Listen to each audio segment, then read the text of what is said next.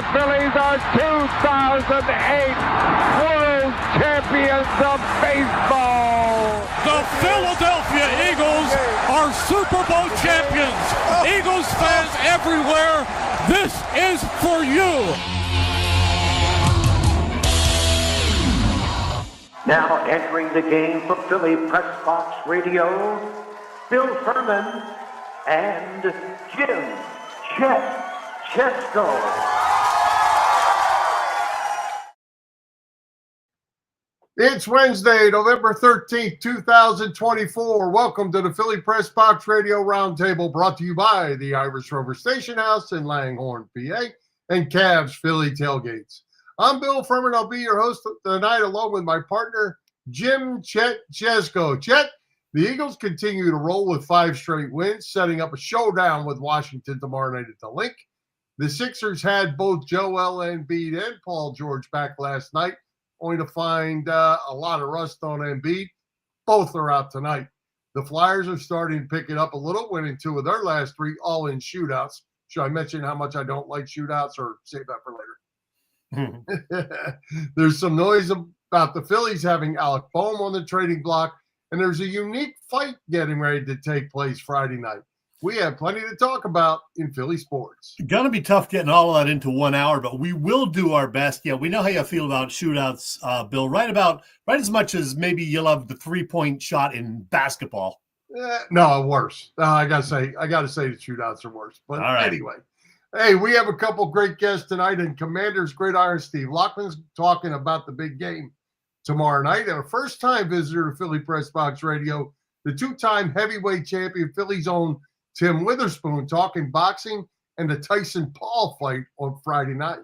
Yeah, plus our weekly NFL picks. We've been doing quite well of late, fortunately. But, hey, we're going to start with Birds Commanders talk. But before I mention that, we had a great time, Bill, hanging with the likes of Jason Stark right there, plus Glenn McNow, Ray Diddy, Al Morganti and company at the Great Sports Debate Beer Launch. And, yeah, of course, I picked up a 4-pack of that fine beer. It's a real tasty amber lager. So, Glenn McNow and company, a job well done. I was kind of stuck on the ring the bell myself, but yeah, that was good too. It worked out all right. And they raised a lot of money raised for CHOP, Children's Hospital in Philadelphia. So absolutely good. Great event, and well done by the guys. And fortunately for us, Chet, all 4, and Ray Diddy was there as well. All past guests of Philly Press Box Radio.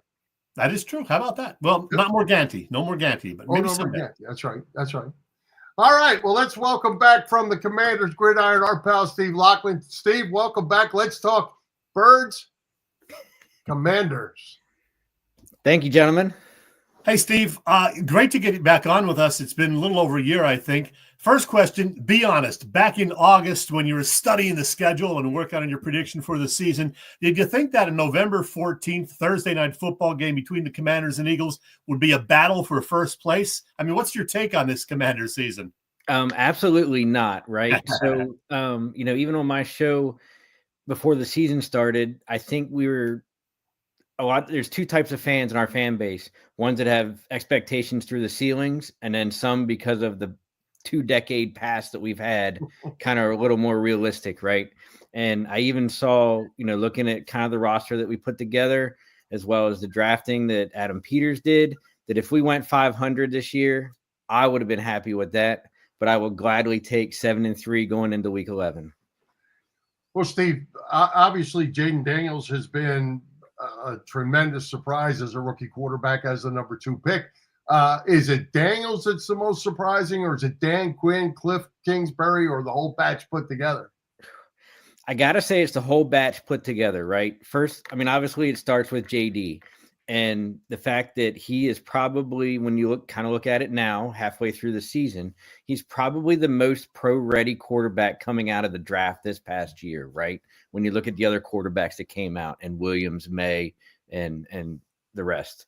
Bo Nix is probably right behind him, but JD edges him out. But, when you had 24 starts, quality starts in college football and the SEC, definitely helped prepare him to play in the NFL.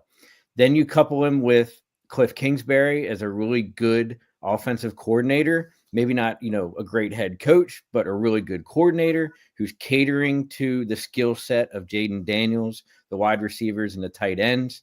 Throw in a fresh culture under Dan Quinn, and I think it's a recipe for success.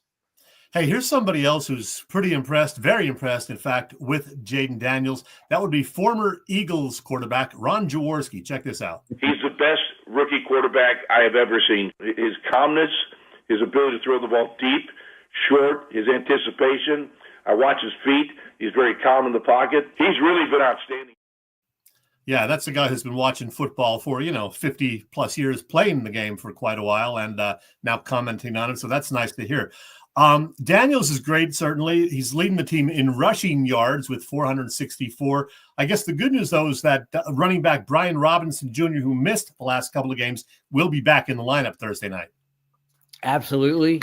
He, is basically our running back one on the team, followed up in a good combination mix with Austin Eckler and Jeremy McNichols, and even throw in a little Christian Rodriguez with it.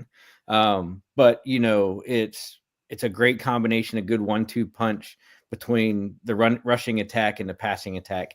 And I think that good balance that Kingsbury's finding with those two aspects of our offense is taking a lot of pressure off of Jaden Daniels, to not be 100% on his passing, to not, force things in the offense.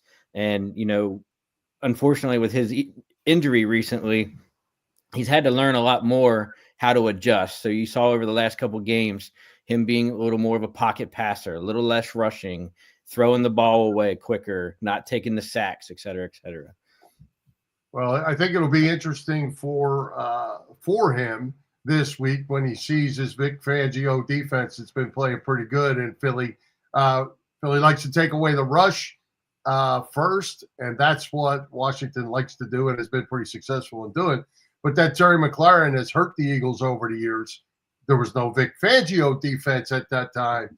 But even all-pro big play Slay has been gotten eaten up by Terry McLaurin over the last couple of years. Yeah, it'll definitely be an interesting battle to watch because I don't think a lot of people realize, Philadelphia has quietly amassed this number 2 overall rating in defense for total yards per game. And they're 5th in the NFL in rushing yards per game, as you alluded to already. And, with us, primarily first running the ball and then having that set up Jaden Daniels passing game, it's going to be really interesting to see how the Eagles defense responds to our offense, who is completely honestly quite different than the 2 games that we played last year in 2023. Hey, Steve, I'm going to put up a question here from one of our buddies, Big Al, that would be. Are you going to worry about Dan Quinn bottoming out at one point like he has in the past? Is that a concern? I don't think so. At least I'd like to say no. Dan Quinn has actually acknowledged many times, even in a lot of pressers going into the season, that he was able to use the experience that happened in Atlanta when they lost the Super Bowl to New England from that, let's call it a horrific comeback by the Patriots at their hands, as well as his, the learning challenges that he had as defensive coordinator in Dallas and also in Seattle to kind of make him the better coach that he is now. I think the other thing that's going to play well into Dan Quinn not collapsing, so to speak, at the second half of the season is 2 things. A, he's assembled this amazing coaching staff of former coaches and players for each position group that, arguably could be one of the best coaching staffs in football.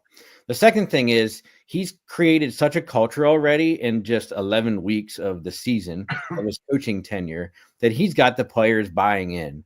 The attitudes are changing in the locker room. There's no doom and gloom like there was the last 4 years under Rivera.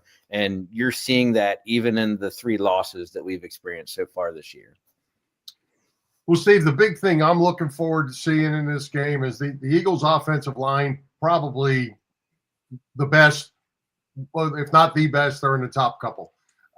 They're number 2 in rushing offense with Saquon Barkley has just been ridiculous, while the Redskins' defense against the run is 28th. So Eagles' strength, Redskins' Commanders' weakness at this point. It is. And I think that's where it's going to be the biggest challenge for us. Initially, I was worried more about our secondary going against your stellar receivers and tight end group. Between, good, bad, or indifferent, you got to look back at last year and the fact that, A.J. Brown, Devontae Smith, and Dallas Goedert just torched us in both games, even though we were able to take you to overtime in the first one. But, with a couple additions this year with Jeremy Chin, a couple guys moving around, Mikey Sammers still, the good draft pick from Michigan, the secondary's gotten a little better, but it's still Swiss cheese on any given Sunday. Since you guys picked up Barkley, that's kind of like the big two-headed monster that I'm going to be curious to see how Joe Witt attacks that with his defensive scheme. The only thing that I can kind of compare that to or look forward to is if he's going to take the same kind of approach to you guys tomorrow night that he did with Derrick Henry and the Baltimore Ravens earlier in this season. All right. Hey, I'm going to ask you about a certain tight end that Washington has. 37 catches, 10 yards a catch. How's our old pal Zach Ertz doing down there in Washington? It's funny you bring him up because I just happened to read on social media about a half hour before the game. So the captains are actually picked by the Commanders on a week-to-week basis. And as luck would have it, or fortune, whatever adjective you want to use, Zach Ertz is one of the Commanders' team captains for tomorrow night's game in Philadelphia. Mm-hmm. As he should be. He's done very well. This past week against the Steelers was probably arguably one of his non-good, or I won't say his worst game of the season. He had a couple pivotal drops, two outside of the big play there under the 2-minute drill at the end of the game. But overall, he's done really well. And I think it's kind of twofold. A, he brings that seasoned experience into a really young tight end group for us. As you know, we took a second-round draft pick with Ben Sinnott, who's gotten really well for our team. But then he also brings that leadership and the locker room presence too as well. So aside from the play that, did he get the first down, not get the first down against the Steelers the other day, he's done really well for us and a welcomed addition. Well, as we mentioned up front, Brian Robinson is back. Do you expect him to carry most of the load as he was before he got hurt, and mixing Austin Eckler in there? Or do you see how do you see that playing out? I think honestly, it's going to be a Brian Robinson first, Austin Eckler second, with a good mix. Cliff Kingsbury is really good at mixing them two together. Both of them are good receivers out of the backfield. They can, get the ball to him quickly early in the play, make them make plays in space, right? But I think it's going to be a lot of reactionary on Cliff Kingsbury's part to see what your Eagles defense is doing to us. I would hope that Kingsbury, even if we're only getting minimal yardage per rush or even no gain, kind of sticks with the rush and doesn't go an over passing happy. We did that about 2 or 3 weeks ago, and you could kind of see that Kingsbury was slowly getting away from the rushing attack in the second half of a game and putting more of it on the Jaden Daniels. And I think, we just got to keep you guys honest on defense by, trying to give that balanced attack. As I put up some of the stats for both teams so far into the season, this graphic courtesy NBC Sports Philadelphia, these numbers are pretty impressive. 29 points a game on average for Washington. Who expected that, Steve? I don't think anybody did, right? With a questionable wide receiving core, washed up old tight end that we kind of just alluded to a couple minutes ago, and a brand new rookie quarterback, along with a rebuilt brand new offensive line, that basically has a center from, a division rival, Dallas, and a rookie left tackle. I don't think anybody expected the offensive firepower to be where it is already in this season. Hey, Steve, what happened down there early in the year with Jahan Dotson that he became an Eagle? Was he fall out of favor down there, or what happened? We're glad to have him.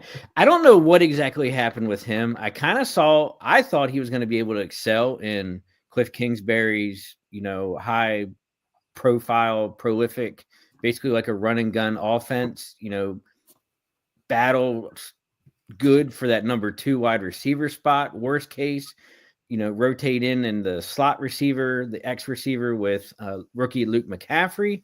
But, for whatever reason throughout the preseason, it just seemed like they were going further and further away from him. He wasn't really not producing. He was catching the ball when he was getting targeted. He wasn't getting targeted very much, which kind of, spells the beginning of somebody's doom in your organization. But it was a surprise that, AP made the trade to a division rival. Yeah.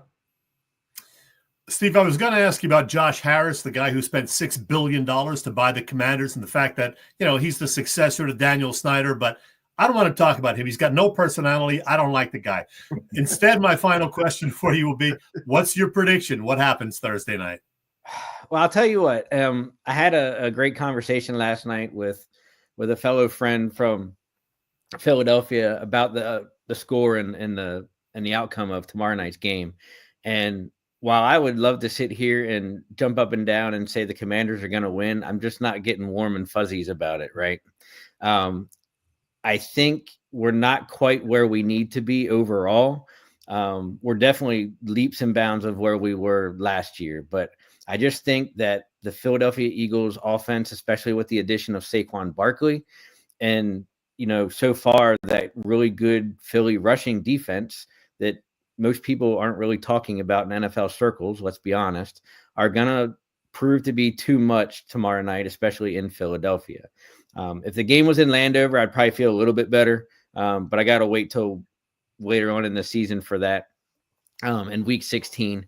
But I actually predicted last night that the Eagles are going to win, as much as I hate to say that about it. And I was going to guess around 31-24. I think it's going to be a decent scoring game.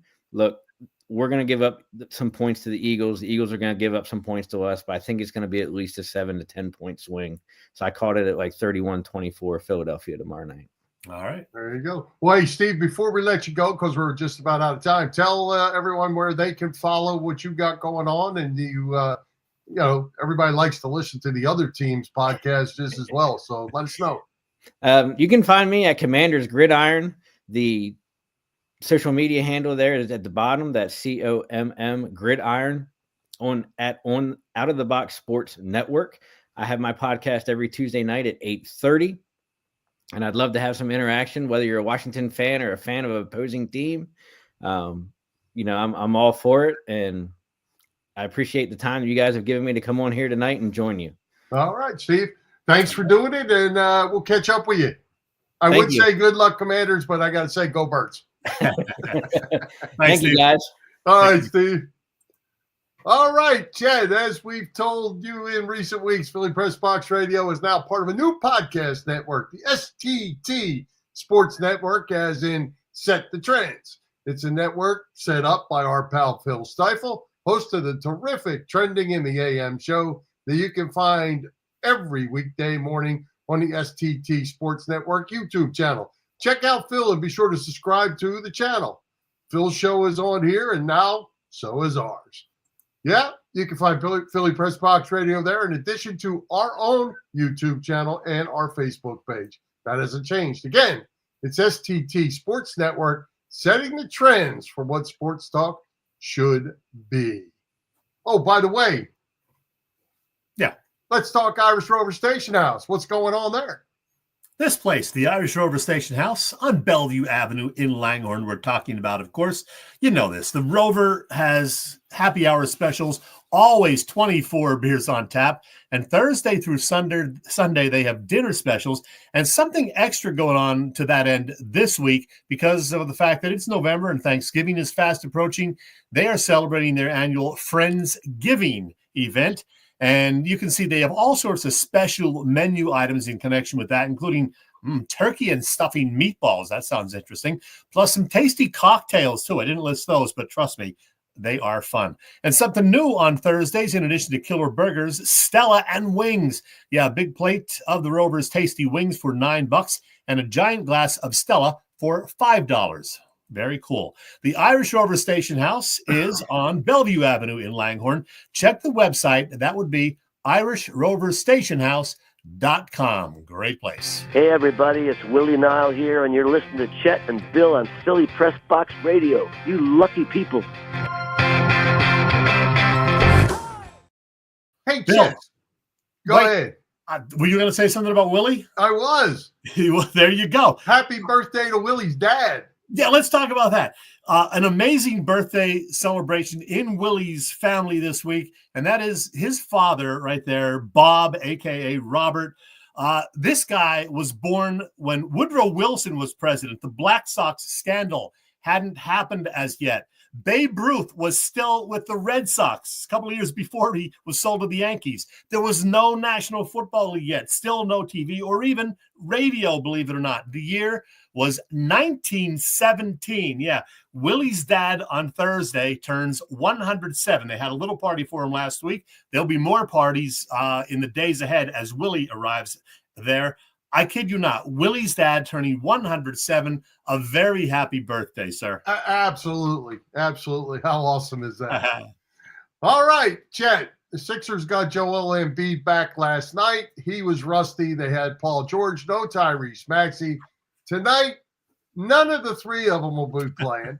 Nick Nurse looked like a little puppy on the news at 6 o'clock tonight. They're 2-8. This is not good. I don't know what to say anymore, Bill. Embiid looked real hesitant with, his knee in his debut Tuesday night. His shooting was off. Now, Paul George did play pretty well, 29 points, his best game as a Sixer, certainly. But as you noted, he too is sitting tonight. No back-to-backs for him yet, I guess, either. If you have an extra $1,000 lying around, put it on the Cavs, make a money line bet. You'll make an easy profit of $167. They're favored by 10.5. I would consider even, putting the money there as well.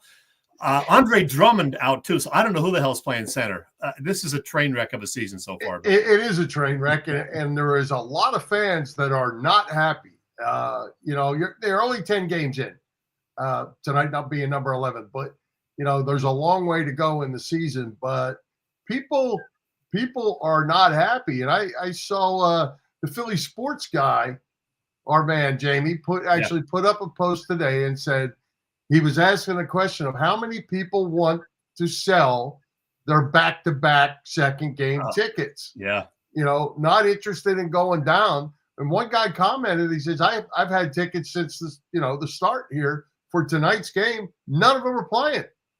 Yeah. None of the big three. It's just sad. Bruce asks, if the Sixers may be good at some point this year with the superstars, or are they going to be a disaster? I don't think it's going to be a total disaster because I think Embiid will get better, within the next couple of weeks. Paul George will continue to have, more nights like last night than nights sitting out, hopefully. Maxey will be out a couple of weeks. They will play together at least a dozen games this year, I promise you. And I do think they will make the playoffs, probably going via the play-in route, though, the way it's going. So they'll be in the 7-10 area and have to win one of those play-in games to get into the playoffs. So don't expect any parades next June. Okay, so I have one other question for you on this. The Cavs come into this game undefeated. Yeah. So if Embiid's not playing and Maxey is hurt, do you just say, oh, this is a gimme game and you rest Paul George? Or, are you throwing your hands up because they're undefeated and you're 2-8 and just saying, we'll move on. We'll wait until the next game. I think this is what Doc Rivers would call a scheduled loss. So, yeah, just let the guys sit this one out. I feel badly for the fans, as you alluded to, Bill. They're paying their good money, and those tickets ain't cheap. So don't expect a Sixers win or maybe even much competition tonight. Cavs will be 13-0 unless we're drastically wrong. One final comment. Did you see Shaquille O'Neal's comment on Joel Embiid last night? I did. Something about, not playing back-to-backs, and I forget exactly what he said. Basically, the gist of it is, and this is his words, they will never win with Joel Embiid. Yes, I did hear that cut. Yeah, that's what you've been saying too. I know. Yeah, and you know what? It's okay for me to say it. When you got a guy like Shaq on national TV saying it, it's a really bad look. Meanwhile, Bill, the Flyers, a little more positive of late. They've, won 2 out of 3. What's your take on what's going on with them? And Mishkov sitting out a couple of games, then coming back strong. Yeah. Well, he was out a couple games. He comes back last night, or was it last night? We were out last night. Monday night. Gets a goal, an assist, and a shootout goal. There's some concerns about his defensive play. Over our being out and about over the last week, I got to talk to a hockey insider or two, and I learned about the weekend off for Mitchkoff, and it was basically he doesn't know how to spell defense. He doesn't understand defensive concepts. He's got to learn. It's all part of the learning process, and that's why he's on the been on the bench, and but. The fact the other point was he's a prolific scorer. He's going to be a great player. Yeah, because he was certainly not sitting because of his offense. We know the guy can play. We know the guy can score, stick handle, whatnot. Got decent speed. So, yeah, the defense is going to improve. I think as time goes on, he's going to learn and continue to get better. He was the rookie of the month for crying out loud. A highly touted prospect. Well, I'm not worried about Mishkov. No, and he's 19 years old. I guess now is the time to be teaching him the full game if he's going to be as great a player as it appears he has a chance to be. He's got to learn both ends of the game. So, that's probably the John Tortorella plan. And, if he doesn't get it, he's going to be out some more. Let's fight, Bill. Come on. Let's put up your dukes. Well, Chet, the Mike Tyson-Jake Paul fight is coming up. It's gained a lot of attention. It's Friday night. It's easy to forget that Mike Tyson is 58 years old. And the fact that he is going back into the ring for this fight on Netflix, by the way, gave me an idea recently. Let's get a legendary South Philly boxer on the show to talk about it. Yeah. We got to meet, or you have met him before. I got to meet Tim Witherspoon at the banquet the other night, Philly Sports Banquet. And then we got to talk to him, visit with him Monday. So we taped this part of the interview, but what an interesting guy. We did tape the interview, and at one point, Tim kind of casually mentions that he took a dive in a fight where he was defending his title in late 1986, something that apparently he had previously admitted in a book 10 years ago. But it left us somewhat speechless, as you will see and hear in this interview, right? Yeah, absolutely. Absolutely. Been doing Philly Press Box Radio for 10 and a half years, and this is our first ever visit from a former heavyweight boxer, a 2-time champion boxer to boot. How about that? Yeah, that's fantastic. A lot of times they'll say former champion or something like that. You don't say former Stanley Cup champion or former Super Bowl champion. Tim Witherspoon is a 2-time world champion. Yeah, and a great guy to boot. Let's bring him on stage with us. Tim Witherspoon, welcome. How you doing, man? Hey, Tim. Good. Everything good. How you guys doing? Doing great. All right. Hey, Okay. let's get to it. Most people in this area know, if they follow boxing and all that, you are from Philadelphia, South Philly to be precise. How did you get into boxing at a young age? I was playing football. I had a scholarship. I was an all-Philadelphia tight end. I made all tight end. I went to university and I got hurt. A big linebacker, I caught a pass and linebacker hit me. I was doing real good. I started as a freshman. So when I left the college and came home, there were a couple of people in the neighborhood. Buster Drayton, who was a junior middleweight champ, he went on. I seen he was going to the gym, so I said, "Hey, let me try it." So I went to the gym with him, and that's what started it. The Old Passion Gym is right near the Italian Market, right in back of it. Yeah. All right. Well, hey, Tim, you started boxing in 1979. You boxed for 24 years. How does the mind and the body physically and mentally prepare to fight for 24 years? Well, you gotta trust in the beginning. You're learning, and you gotta trust by the older people that's already in it. They're the ones that guide you through everything. So I got in it. I didn't really know what it was. I never thought to be a heavyweight champion of the world. I just wanted to box. Then as it went on, everything started moving fast. I said, I could be champion of the world. Started out boxing, started out amateur, and then I started thinking about it. Oh, the champ, I could be the champ. And so everybody around you kind of like mold you into it and get you ready for it. All your friends and people that you trust. And a pretty amazing career it was. You had a record of 55, 13, and 1.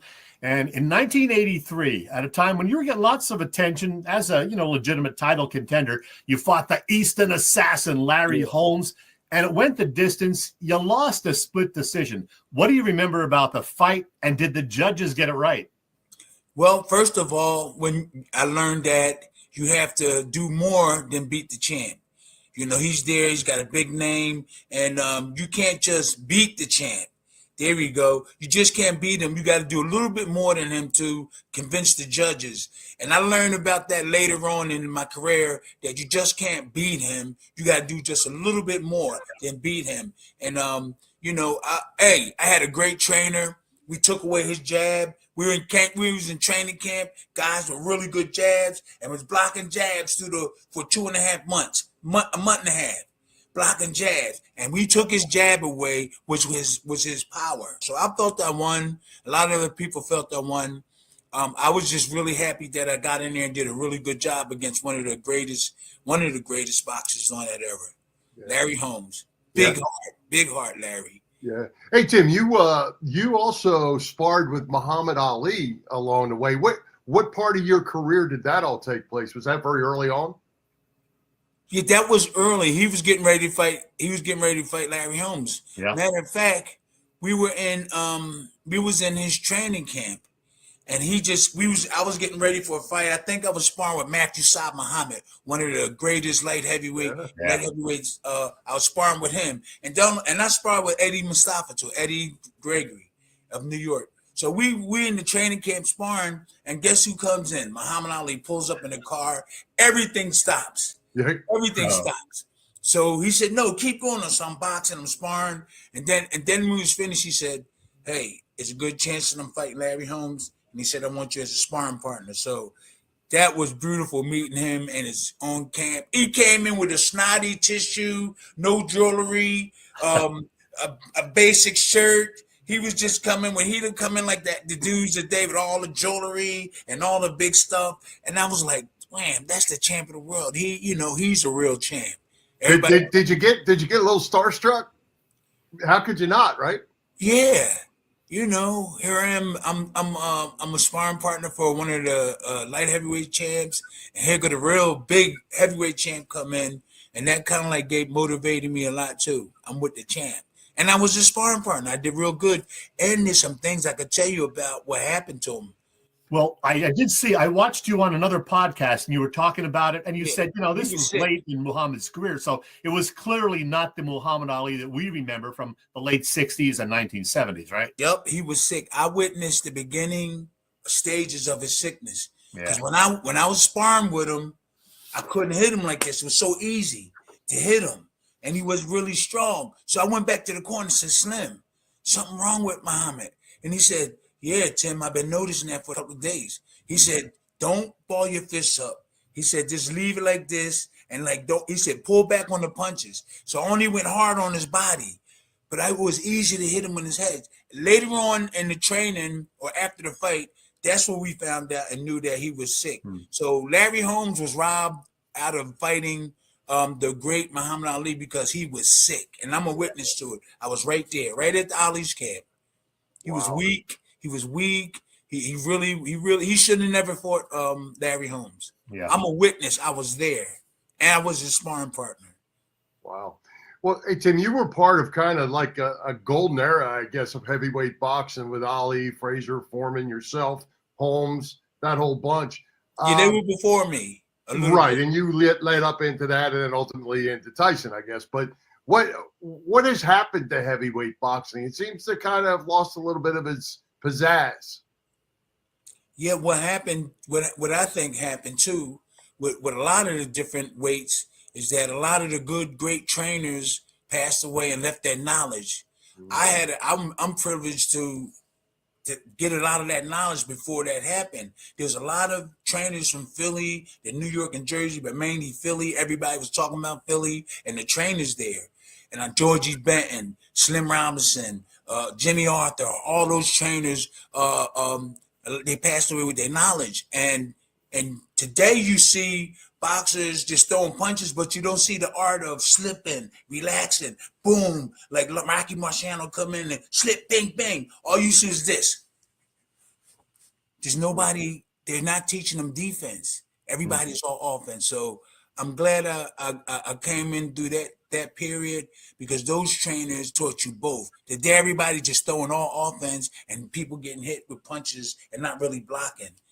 The art of boxing, the sport of it, offense and defense. They just teaching offense today. So 1984, you beat Greg Page to win the WBC title. You end up losing then to Pinklon Thomas. But in 86, you win the WBA title by beating Tony Tubbs. What does it feel like to become not only a heavyweight champion one time, but then to win it a second time? The thing about winning the championship, I wasn't really happy doing it. I wasn't getting really, the promoter was Don King. I win the title, but I didn't get paid accordingly to what what I was doing. So when I was doing in my mind, I wasn't really focused on the fights. I wasn't getting treated properly financially, like management. Don King was the manager and the promoter. I do believe he is the greatest promoter that ever lived, but the only thing that keep him from reaching the top is that he didn't do the right thing financially with the boxers. We didn't get the right pay. Yep. I knocked out Frank Bruno in England. I was the champ. Frank Bruno got $1.4 million. I went home with like 200,000. Wow. So he was the great artist. Hey, you know what to hear and everything. He was number one at that. But when it came to business, he didn't treat the boxers right. I love everybody. I love him, but I just don't like what he did. I don't like what he did. I hear you. Well, he ended up costing you a pile of money. It sounds like, that's for sure. It did. It cost. Imagine going into the fight like that and then going home and you knocked the guy out and I went home with way less. And then one fight when I fought Tubbs, the government came in and took my money, all the money, and I was only getting $50,000 when I fought Tony Tubbs for a championship fight. Wow! I don't know what Tony was getting, but I got $50,000 for fighting Tony Tubbs for the heavyweight championship of the world, and the IRS came and took all of it. I had to borrow money from Don. He lent me $5,000. Wow! Oh man! True story. Oh, I believe it. Hey, so you beat Tubbs, you beat Frank Bruno to defend the title, but then you fight a guy who you had previously beaten, Bone Crusher Smith. You were a heavy favorite. What happened, Tim? Okay, so this is when Tyson was coming in, and we knew that Don King wanted him. He didn't care about none of the heavyweights.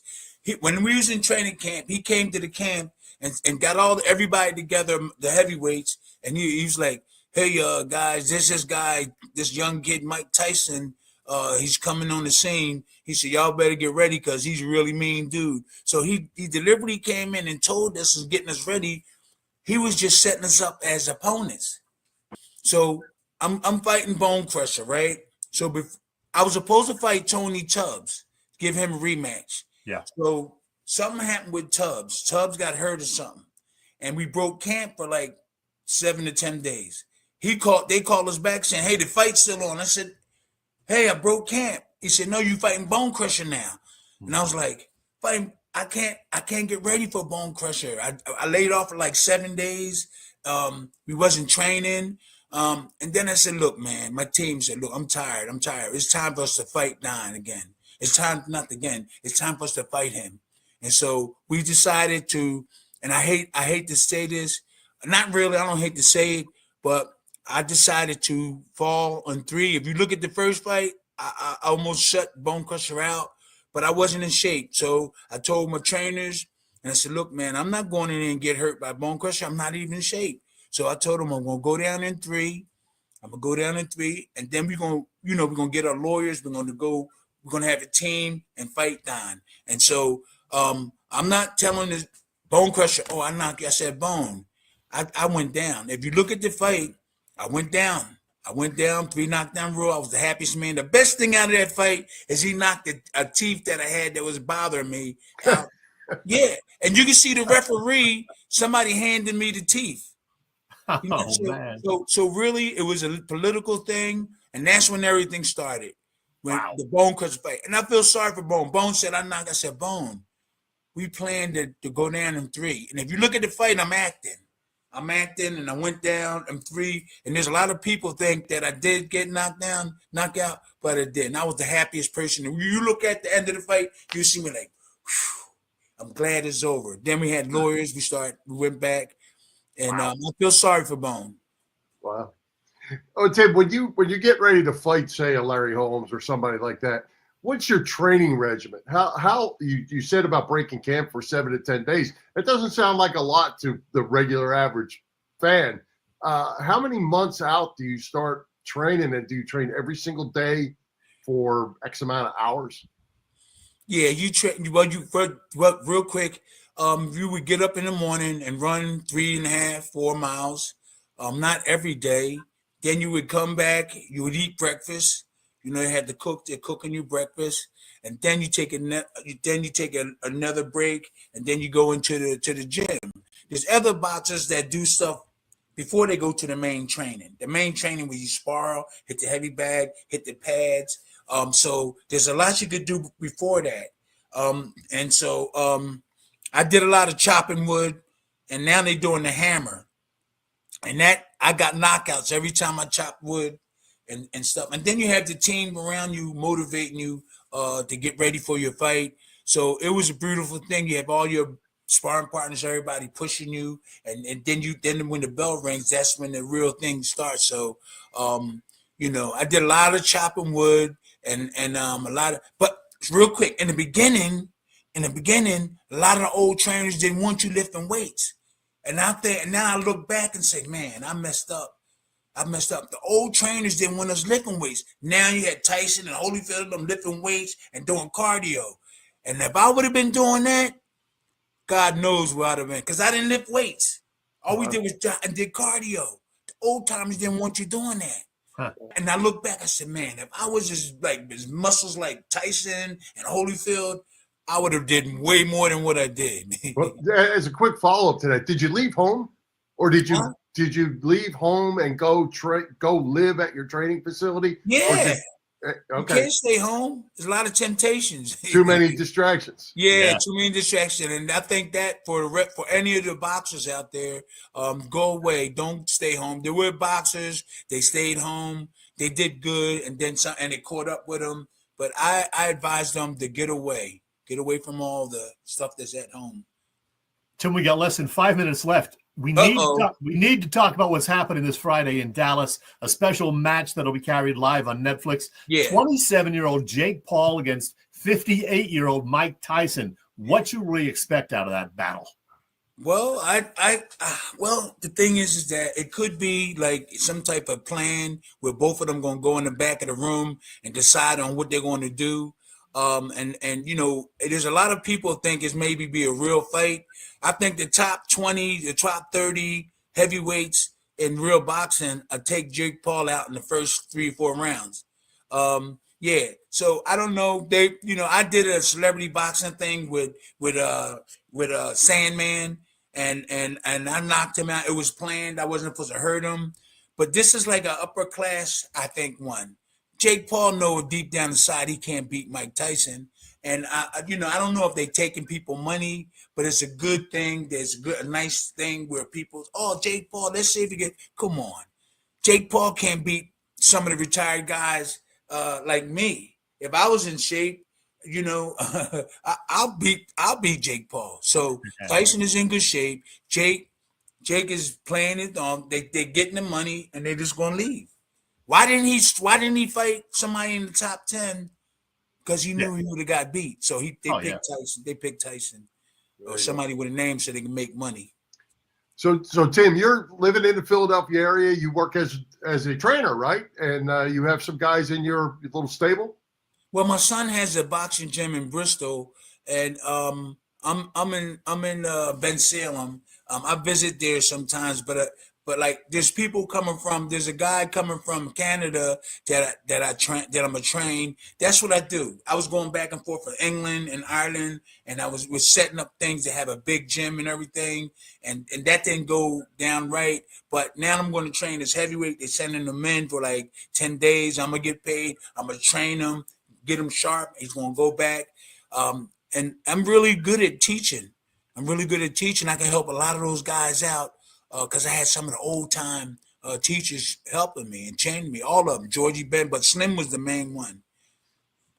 Tim, when I talked with you about a month ago at a Darren Dalton Foundation event, you mentioned something, I believe, about a documentary about you and your life and career. Is that still happening? Yeah. Like I was telling you before this, when they say in the 2-time heavyweight champion Philly, Rocky Balboa, in real life, I did the same thing. I was born and raised 10 minutes from the Italian market. My mom should take us to buy groceries. We used to wave like he did, like we knew everybody at the Italian market. I used to play baseball right next to the Italian market. There was a baseball field. I played there, and then I went on to become the real 2-time heavyweight champ, Rocky Balboa, the Timmy Witherspoon. So the real 2-time heavyweight champion Philly is. You're standing right on your show. There you go. See that belt back there, right? Yeah, absolutely. Yeah, so and I walked the red carpet with Sylvester Stallone and Michael Hasselhoff in Las Vegas. When one of those Rocky things was going on, I was with him and in Vegas and sat in there where they had the press conference and stuff like that. But in real life, I'm the 2-time heavyweight champion of the world. So we're doing a documentary about everything about my whole life. So tune in, okay? Absolutely. One final question for me, Tim. You mentioned George Benton a couple times, and we got to. You were there, and Chet and I were both there. We got to see him inducted into the Philly Sports Hall of Fame the other night. I did not know the whole story about how George became a trainer. What a story! I mean, I didn't know either. I was talking to people. Can you briefly tell me? Well, about him being shot as a kid, trying to protect his family, which knocked him out of boxing, which turned him into a trainer, and then I guess champion after champion, gold medalist, so on and so forth. Yes, what a great story for a local guy that you seem to have had some time with. Nice and calm dude. I used to go to Joe Frazier's gym. And Joe, let me tell you about, and Georgie Benton was a hell of a guy. He's quiet. He was really respectable. And when he came to the gym, so when I was going down to Joe Frazier's gym, and he was calling me Wooder. He said Wooder, because I was training there. I had to go down and train for like a couple of months. And he's Wooder, and like he was showing me how to put that weight on the less thing. So I'm in England. Over in England, and like, Joe Frazier flew over, he's doing the tour. We was doing the tour together. And I was telling his agent, I said, man, I feel special, man. Joe gave me a special name. And he said, what? I said, yeah, he called me Wooder. He don't say Witherspoon. And his agent said, you know what? He can't say Witherspoon. That's why he called you Wooder. And I said, what? I said, well, I thought I was special. He said, no, he can't say Witherspoon. He said, I know, because I was with him and we was talking about it. Yeah, he called me Wooder. And I thought that was special, man. Thank you guys for having me on. I have a lot of knowledge for the young people. Yeah. And my energy, y'all just woke me up again. Hey, Chet, that was a lot of fun. That sure was, man. I don't know if everybody, obviously didn't know when it was coming, like we didn't know it was coming, but both of our faces when he said that he took the fall. I'm like, You even texted me and said, "Did he say he took a dive?" Yeah, we should have followed up right there, but I was just like, maybe I didn't hear it right. I was stunned. But hey, it was great having Tim over. It was terrific. Yeah, he was. And we'll definitely have him back next year. And Joe said we should have more boxers on because, a lot of them probably have great stories. Absolutely. All right, Chet, tell us what's going on with the best tailgaters in Philadelphia, Bob Cavanaugh and the gang at Cavs Philly Tailgates. I'm glad you asked, Bill. Cavs Philly Tailgates has been cooking up a terrific catering business for, 35 years now, I think. Known best for their tailgate parties, Cavs is a 3-time winner of Philly Tailgates Jack Daniels Great American Tailgate Party Contest. and a past winner of the Philly Daily News Tailgate Award. Cavs also does corporate events and parties. You name it, they'll do it. Of course, Cav hosts tailgates before all of the Birds games at the link. You know that too. Check the website, phillytailgates.com, for pricing and more information about upcoming events. And if you have questions, you can email them at cavscatering@verizon.net. Yeah, they have tailgates before the big Thursday night game against the Commanders and then the upcoming games against the Panthers and Steelers as well. Cav works with the guys at Philly Sports Trips too for all Eagles road games and the tailgates there. So check them all out, Cavs Philly Tailgates and phillysportstrips.com. All right. Well, let's get to our weekly picks, Chet. We're getting actually a little better each week as the season moves on and gets a little more stabilized. We're doing a little bit better. Yeah, Bob Vitrone Jr., a.k.a. Boop, still in Facebook's Timeout Corner. We do have his picks. We all had a terrific Week 10, Bill. You were 5-0, as a matter of fact. Both Boop and I were 4-1. I believe I have the standings right here. So right now, you and Boop are tied for the top spot at 30-15. I'm still 6 games back at 24-21. At least I'm over 500 finally. I'll take that. There you go.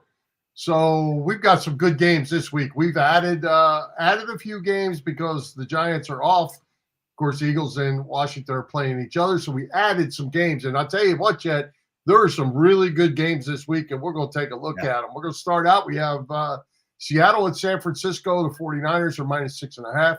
Undefeated Kansas City goes into Buffalo, and the Bills are favorite. Can't wait for that one. -2. Baltimore at Pittsburgh in a huge AFC game. The Ravens are -3 on the road. Houston at Dallas. Houston is -7.5. Poor Dallas. Who said? And Thursday night football, Washington's at the link to face the Eagles. Eagles -3.5. So let's do it. You have Boop's picks. Let's go ahead and get started with Seattle at San Francisco.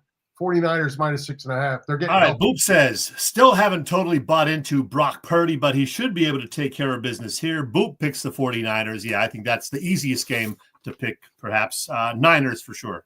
Yeah, it's not the easiest one because Dallas is playing. But anyway, I'm with you. I'm taking the 49ers. Here you go. Kansas City at Buffalo. Bills -2. What you got? Boop says, well, we know Boop is a Chiefs fan in addition to being an Eagles fan, so not surprised here. Boop says, a win is a win is a win. Casey keeps winning no matter what they do here. Go against Patrick, Andy, and the boys at your own risk. Of course, Boop picks the Chief. I am taking the Bills to win at home. I'm going to stick with the Chiefs because until they're not number one, they're still number one. I'm going to Chiefs. Baltimore at Pittsburgh, huge AFC game. Actually, I'm a little surprised that this point spread is what it is. Ravens -3. You thought it would be a bigger spread? No, I thought it would be a little closer being at Pittsburgh. I thought it would be right around this. Boop says, all of a sudden, an all-Pennsylvania Super Bowl isn't that far-fetched. Boop likes the Steelers in this one. I do not. I'm sticking with Lamar Jackson and the Ravens. He's playing too well. I'm taking the Ravens. I'm taking the Ravens. I've gone against them a couple times, and that was a mistake both times. So I'm sticking Ravens. Houston at Dallas. Houston -7.5. Boy, Dallas is rough. They still haven't won a home game. Boop says Houston starts a 4-game winning streak right here, sandwiched between matchups between the current top seed in each conference. Boop is picking the Texans. I'm not picking the Cowboys. I'm picking the Texans too. You, Bill? Yeah, I'm taking the Texans. Of course. Dallas, I don't think Dallas. Did I mention that they can't run, they can't play defense, and now they can't play quarterback? Have I mentioned that? Yeah, a couple times. All right. Washington comes to the link. Eagles -3.5. What do you like? All right. The Boopster says, yes, it is a step up in class because the Eagles have been playing some dredge lately, or dreck, but it's not like the 2024 Commanders or the 1985 Bears or anything. Boop picks the Eagles. I pick the Eagles too, and I think they cover the 3.5. I think they cover the 3.5, and I think they cover more. I think they're going to run the ball, and it's going to be they're going to just keep taking care of their business until somebody can stop Saquon Barkley. Yep. All right. Speaking of Boop, a reminder to check out his website where you can get the daily listings of TV sports of interest and all sorts of other fun stuff. That website, sponsored by Chick's Deli in Cherry Hill, is boopstats.com. PPR.com. Now, regarding the margin of victory pool, you know by now how it works. You get points if your surefire pick wins, the points equating to the margin of victory. And we all came away with points last week, Bill. Just 5 points for me because Minnesota just barely, pulled one out. Boop, though, picked up 25 points. You picked up 10. No, so I picked up the 25. Oh, yes. I'm sorry. I can't read my own writing here. You picked up 25. Boop picked up 10. Yes. To inch a bit closer to the top dog, which is AKA me. So there are the standings. And yeah, Bill, I didn't cheat you. You got your 25 points. That's there right. Your Arizona pick. So I'm still on top, but you and Boop have moved a little closer. There you go. All right. So who you have this week? Let's go to Boop first. Boop did not look at this yet. Let's see. Boop, the Texans. Boop is picking the Houston Texans to beat Against Dallas. How about that? Yeah. I am taking Miami because they look like they're coming back after that impressive win Monday night. Miami will beat the Las Vegas Raiders. I can't read. What did you say? Miami? Detroit. They're going to win big. They're playing Jacksonville without Trevor Lawrence. Oh, without Trevor Lawrence, eh? Yep. Oh, yeah. Yep. All right. Sounds good. We'll close that gap a little bit this week. Yep. All right. Great guest tonight. And Steve Laughman and Tim Witherspoon. Who's coming to Philly Press Box Radio next week? Bill, we have a couple of great ones again next week. We will talk Sixers and more with the co-host of the Locked On Sixers podcast. No, not Keith Pompey, the other better-looking one. It's Kayla Santiago. She does a great job working with our pal Keith on there. She also is the sports director for the Delmarva Sports Network. In addition to Kayla, though, we will have this guy, a singer-songwriter who happens to write and sing a number of songs about baseball, believe it or not. Chuck Brodsky, talented guy. He's originally from the Philly area, and he's got a show coming up later next week in Bethlehem. So Kayla and Chuck next week. All right. We'll have to check it out. It's going to be tough talking Sixers, Chet. They better do something.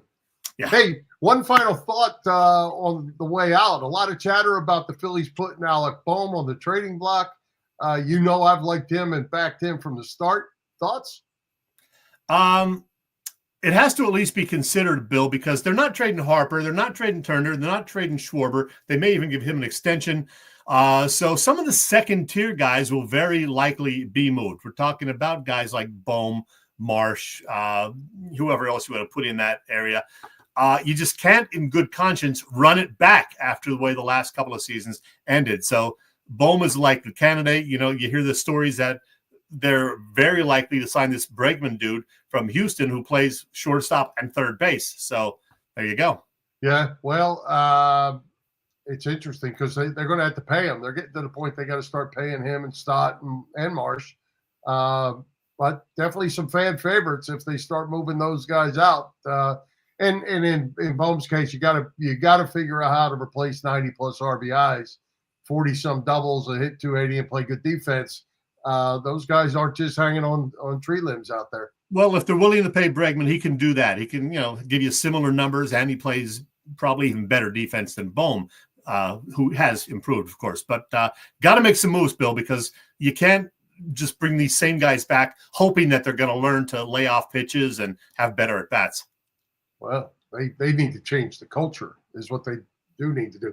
And also one final a change in the GM position for the Phillies. Preston Mattingly is now the new Philly GM. We'll see how that plays out. Yeah, well, I think Dombrowski is still calling the shots, but I guess Sam Fuld is now on the business side. So, who knows? We'll see. Bill, Penn State, another big win. You were there. Give me 30 seconds on your weekend in Happy Valley. It was another whiteout.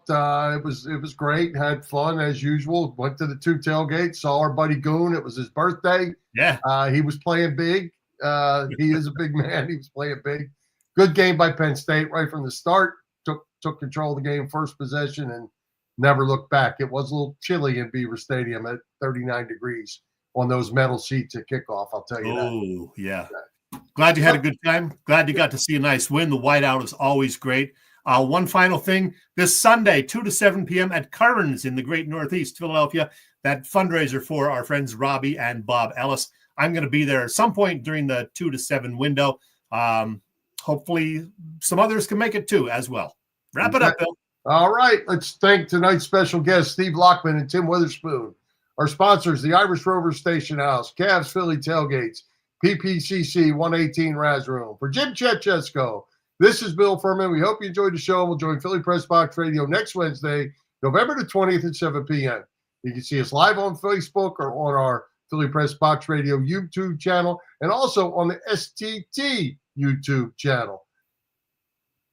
And listen on Apple Podcasts, iHeartRadio, and all the others.